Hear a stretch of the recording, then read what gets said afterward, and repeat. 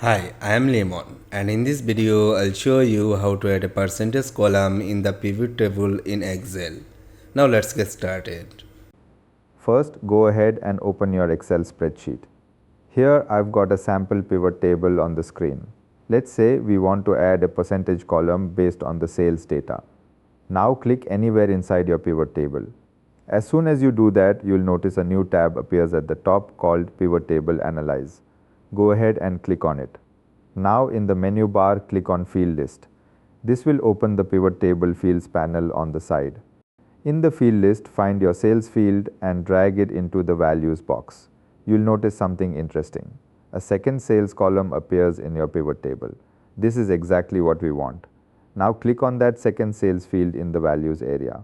From the drop down, select Value Field Settings. A new window will pop up. Leave Summarize Values by as it is because we still want the total calculation. Now switch to the Show Values as tab. Here's the key part. Open the drop down and select percentage of grand total, then click OK. And just like that, you now have a percentage column right next to your sales values. Take a second to look at it. Each value now shows how much it contributes to the overall total. And that's how you can quickly add a percentage column in an Excel pivot table.